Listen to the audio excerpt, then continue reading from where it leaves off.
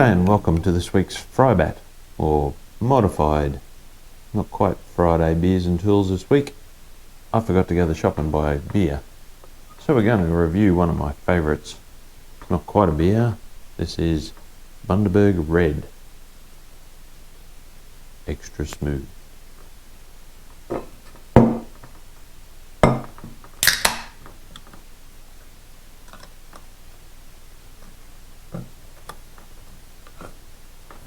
Happy Friday, straight to guns.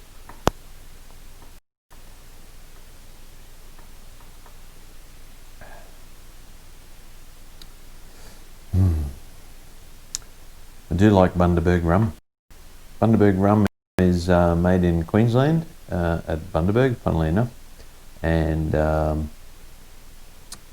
Bundy rum is a well-known Australian brand, not very well-known overseas, so for you Americans, if you ever come to Australia, make sure you have a Bundy.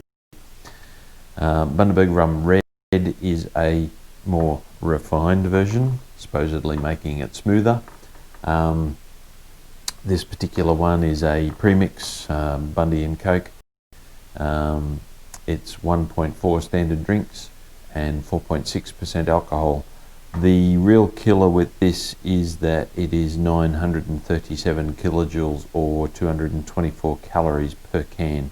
One of my good mates reckons he puts on about a kilo per can.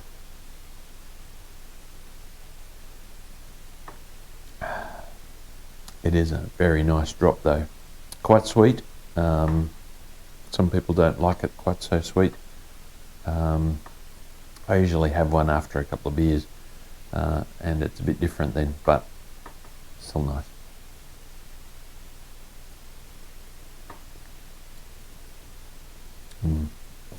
So what do we give Bundy Red rum premix on my spanner scale? Well, as I said, it's not quite Friday beers and tools, it's Friday alcohol and tools. It's easy 5 out of 5 spanners for me. It is a really nice drinking rum. Some people don't do well on Bundy rum. Some people it makes them quite punchy, quite angry. I'm the exact opposite. I get cuddly. It's nice.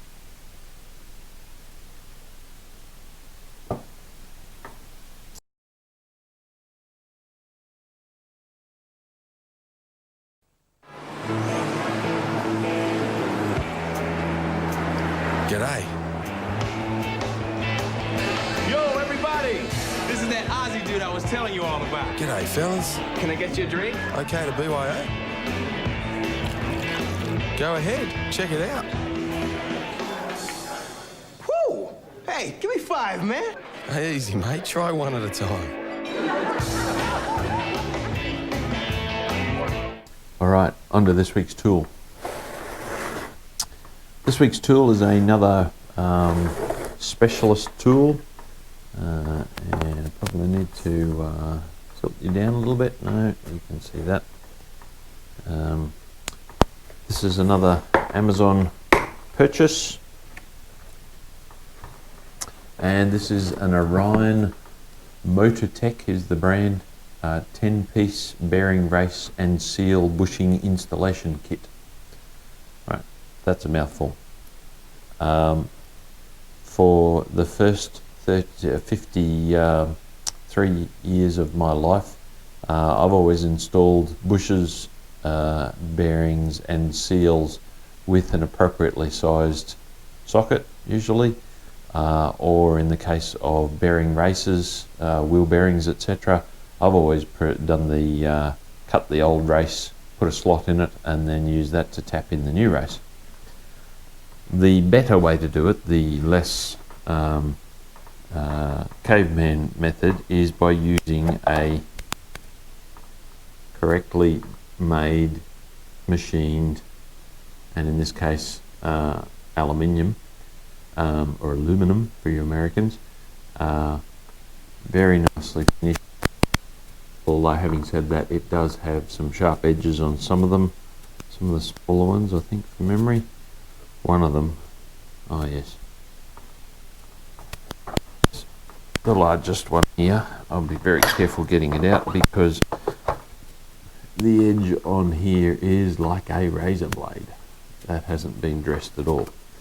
Minor issue. So what does it do? Well, normally pushing in a bearing cup or a race, it's very easy to damage them.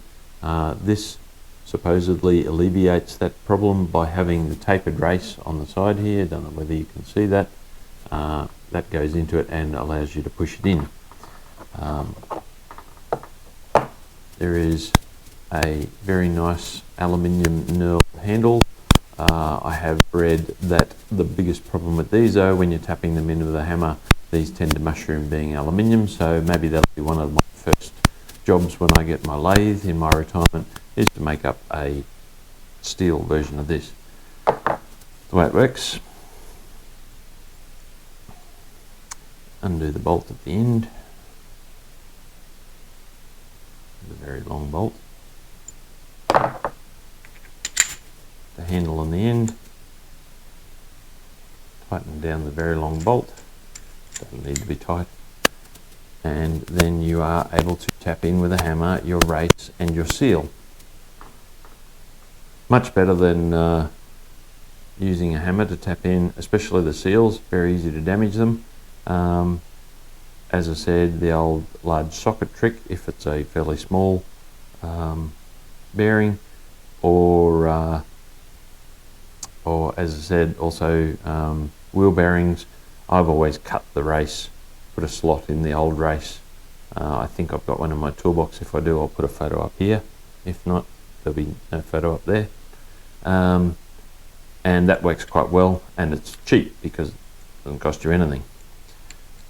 The sizes of these installation pieces that are lovely turned on a lathe somewhere in China, probably.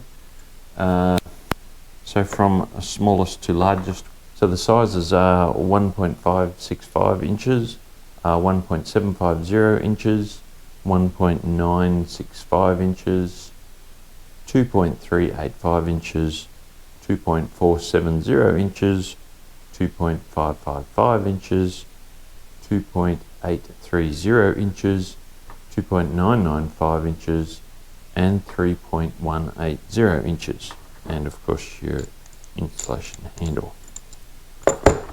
Comes in a blow mold case, which is quite reasonable. They do tend to fail at the hinge, but being a specialist tool, probably not going to get a lot of use. This one, as I said, I got it from Amazon after watching somebody installing bearing seals and watching them up and thinking, when I saw this one on Amazon, I thought it's reasonably priced. It was less than $50, $49.88 delivered. It's a good specialist tool for me to have.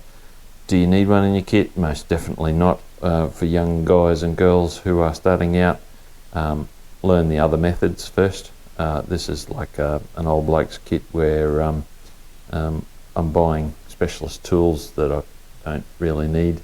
Don't tell the wife. But it's, once you've got them, very good to have.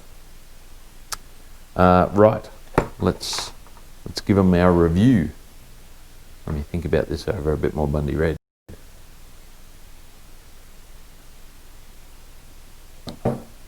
Value for money on my beer scale. If you had a lathe, you could turn these up reasonably easily. Not a huge amount of dollars worth of aluminium there, but there's a bit of time and a bit of accuracy. Value for money on my beer rating, let's give it a 3.5 out of 5 at less than $50. It's not a dear set, but it's certainly not $50 that you need to spend. Functionality, a specialist tool, so for its function, excellent. Does a much better job than the other more home mechanic methods. So for functionality in a specific role, I would give it a solid 4.5 out of 5. beers for functionality. But as I said, you don't need one. You don't need the kit. You can certainly get away, especially with the smaller ones. You can get away with a socket that's the correct size. And if you're careful putting in a bearing race, you can still do it with a drift and a hammer. Just be very careful you don't damage the face of the race. Anyway, so that's a quick FriBaT Friday Bundy. It is FriBaT. Friday Bundy and tools review.